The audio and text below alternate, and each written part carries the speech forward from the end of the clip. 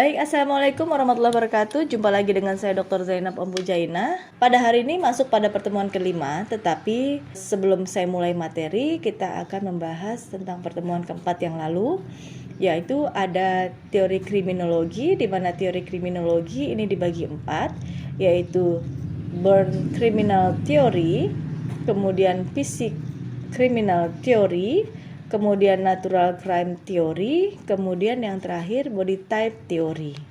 Baik, hari ini kita akan membahas tentang teori penyimpangan budaya, yaitu Social Discorrection Theory, kemudian Differential Asosiasi Theory, kemudian Kultur Konflik Theory.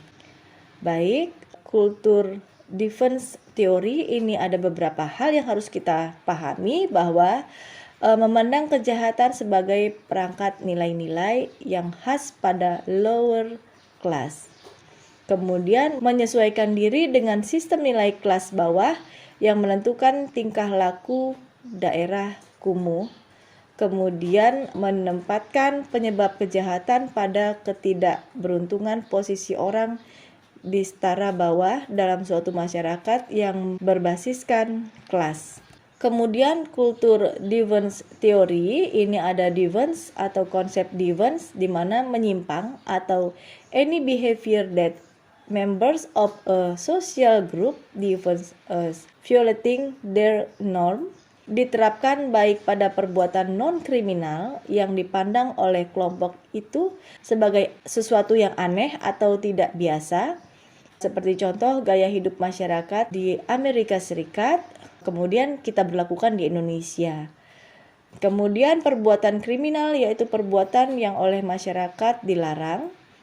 Nah, dalam konsep deviance ini berargumen bahwa masyarakat terdiri dari kelompok dan subkelompok yang berbeda, masing-masing dengan standar atau ukuran benar dan salahnya sendiri. Sedangkan yang terakhir yaitu tingkah laku yang dianggap normal di suatu masyarakat mungkin dianggap menyimpang oleh kelompok lainnya.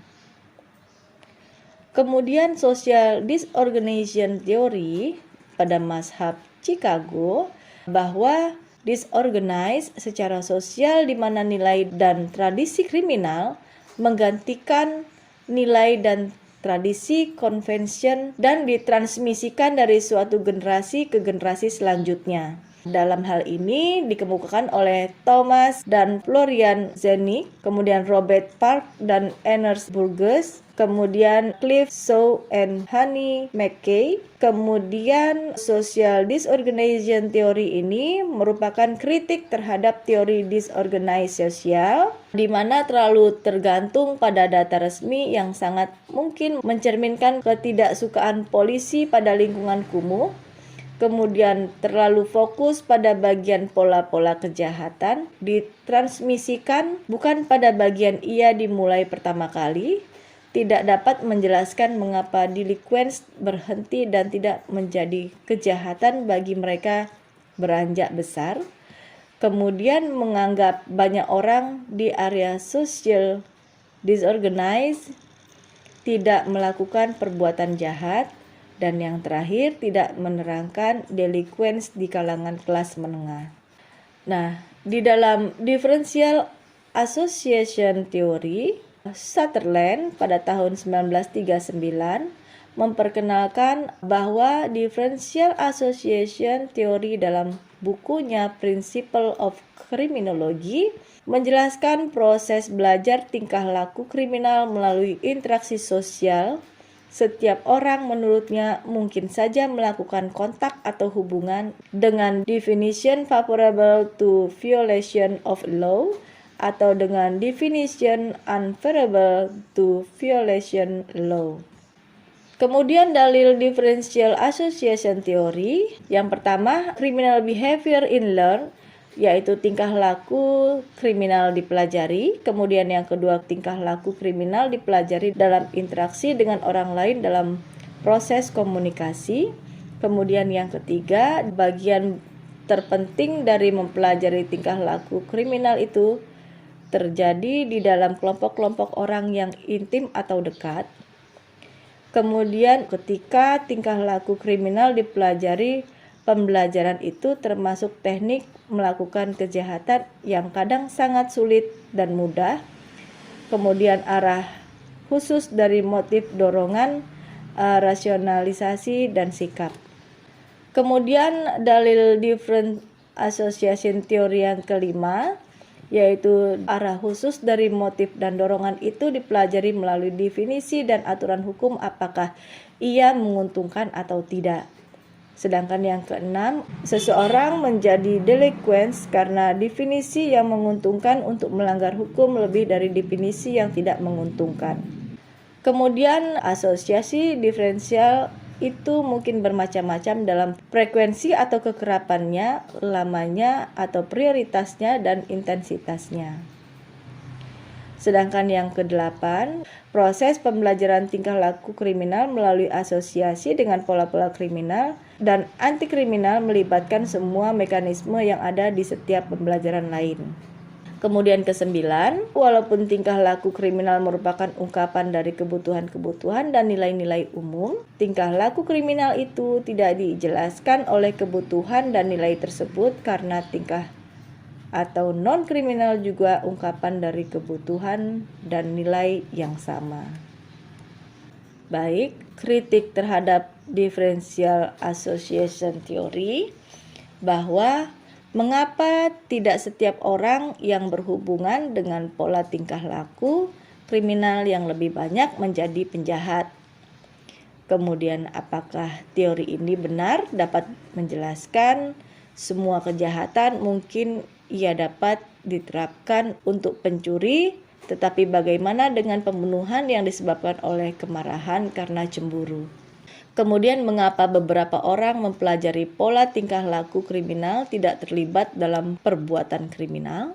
Kemudian teori ini menjelaskan bagaimana tingkah laku kriminal dipelajari, tetapi ia tidak menjelaskan bagaimana pertama kali teknik dan definisi kriminal itu ada, atau dengan kata lain teori ini tidak dapat menjelaskan kepada kita bagaimana penjahat pertama menjadi penjahat. Nah, kemudian ada kultur konflik teori di mana Thornton Selin menjelaskan bahwa conduct norm merupakan aturan yang merefleksikan sikap dari kelompok dari masing-masing kita memilikinya.